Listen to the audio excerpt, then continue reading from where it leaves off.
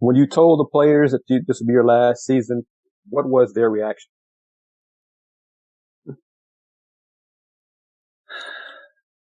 I think that dialogue has happened the last 5 years. And so eventually they all knew it was going to happen someday. And I think we handled it well as a staff. I think as a team, we've got some veterans that handled it. And they've been using that against me in recruiting for the last 5 years. Great coach, Hall of Fame, all that. You're going to win 20. You're going to get a great education, but he won't be there when you graduate. Well, those same people are hollering that, okay? And the bottom line is that's why most of those people that are hollering it are still assistant coaches instead of head coaches. You learn how to sell your program, what your program is all about. And the program is bigger than Gary Blair. It's bigger than Kim Mulkey at LSU. It's bigger than Vic Schaefer. It's bigger than Gino. The program. What have you established that's going to have sustainability? And I think that's what we have at A&M. I'm not moving from Bryan College Station. I'm definitely not coming down to Houston with all that traffic you've got, or go back in Dallas, my hometown. I love it right here. I'm going to be sitting up in the stands, not second guessing whoever the coach is that replaces me, but enjoying this basketball program that's been built with a lot of great former players and a lot of great assistant coaches and a lot of fans that have become the 12th man in women's basketball, not just in football or some of the other sports, but the 12th man in women's basketball has been pretty special here. Will you have a say, a determination in who succeeds you as head coach? No. No, they're not going to have whoever replaces you or Stephen A. Smith. They're not going to have a say so. That's just the way it is. When this will be my fourth AD, along with an interim in between for a little while. I've gone through 4 or 5 presidents of the university, and it's not my decision. Of course, I'm all into loyalty. The people that have helped me get to where I am today, my former assistant coaches and my current assistant coach, Kelly Bond, who's been with me 21 years, that's who you back. Just like what Notre Dame did with Brian Kelly when he took off to go to LSU. They rewarded loyalty within the program. It's not done that way all the time. Some ADs or board of regents or presidents or people that's got names on buildings, they get to have an input in it. That's just in life. Okay, that's not just at university for football coaches or women's basketball coaches. That's life. And sometimes they've earned that right because of what they've done to give back to their university. And there's been a whole lot of people that have built Texas A&M that are not necessarily football and basketball and baseball players. There's a lot of just regular students that have used this program, and what they want is the best. And we will have the best at Texas A&M for years and years to come. How is your team progressing this season? Is it, so far, what would you grade it on a scale of A to F? I think a B+. We've seen a lot of different type of teams, which over in the Virgin Islands, we had 3 completely different preps for Pittsburgh, South Dakota, and Northwestern. I mean, it's different as night and day. We saw a lot of zone or variations of different zones on how we saw a lot of full court, half court traps. We learn by every situation. And when we played DePaul earlier in the year, we learned to play fast because they wanted to score in the 90s.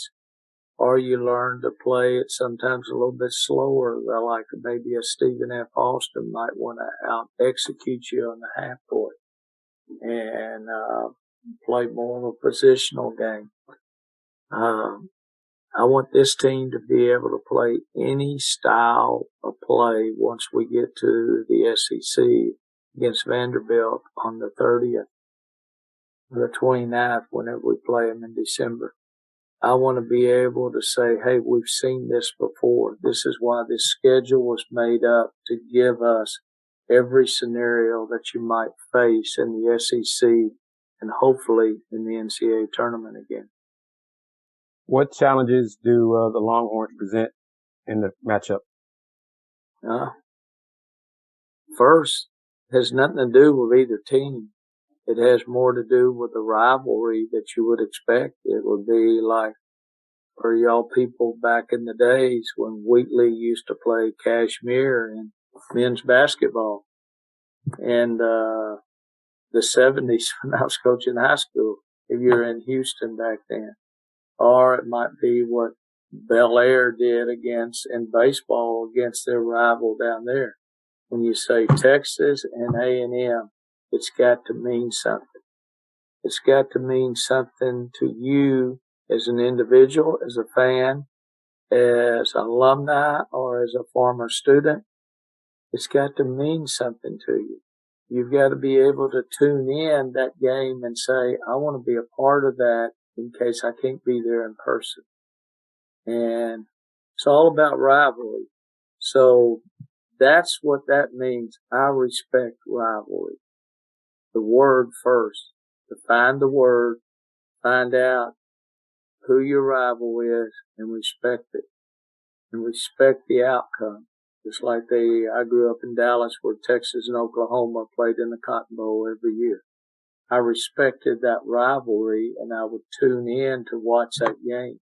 I would tune in to watch on first week in December. It was usually Army-Navy. I want to be a part of that. I want to be able to understand what that's all about. So now, that's the rivalry. And the rest of the question is, our kids play, the ones mainly from the state of Texas, they play summer ball together or against each other. High schools, they might be in one Sci-Fair school, and the kid at Texas might be in a different Sci-Fair school. So you learn how to have friends through competition. That's what we're doing in the pro game as well. I respect what Coach Schaefer has walked in and been able to do at Texas, but Texas has been winning long before Coach Schaefer got there. They've always won back when Jody Conrad got the program going. And she got it going. Gail Gassencourt came in and did a good job. Karen Aston. And now they got Coach Schaefer. He's a friend. He's a foe. And I mean a foe. That means that's competition. That's rivalry. Whether we're playing each other on the golf course, or we're playing each other in a game of spades, or we're fixing to play each other in 40 minutes of the most pressure type basketball you've ever seen. And he's going to get us better, and we're going to get him better for that next time we face this, because you've got two teams. This will be like playing a Sweet 16 or an Elite 8 game in December. And like last night, I was sitting there watching Louisville dismantle Michigan. I watched NC State on the road be able to beat Indiana. I was able to watch my good friend Joe McEwen come from behind and win at Clemson. I was able to watch LSU beat number 14 in the country, Iowa State, at home. That's what a home court advantage will do to you. How many people were in the stands at Baton Rouge to see that game in December instead of just waiting for the next football game or pro game? But we need the people in Bryan College Station, which 90% of our crowd in basketball needs to come within a 50-mile radius. It's not football where we can put 109,000 in. We need our crowd, whether you're an Aggie or a Longhorn, come and see great basketball. And one last question, Coach. Baseball is not my sport, but I want to ask you, what are your thoughts on what your Rangers have done this week, the last couple weeks, free agency? Spent a lot of money. Spent a lot of money. I like the short and second baseman that they brought in because they're two players that have not been injured a lot. I'm tired of all these injuries. I've got this, I've got to take a couple of days off for rest. Those guys are everyday players. Very similar to Altuve and Correa. Everyday players. Okay? I would love for them to be able to be recognized as well as those two that put on the uniform for the Astros. I like Cole Calhoun coming in. For you older Ranger fans, he would remind you of Rusty Greer, how hard he plays and how smart he plays.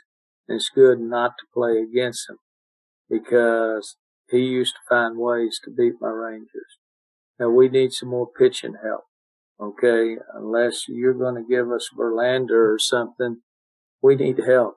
But we'll be gladly take Kershaw to come back. It's time to win.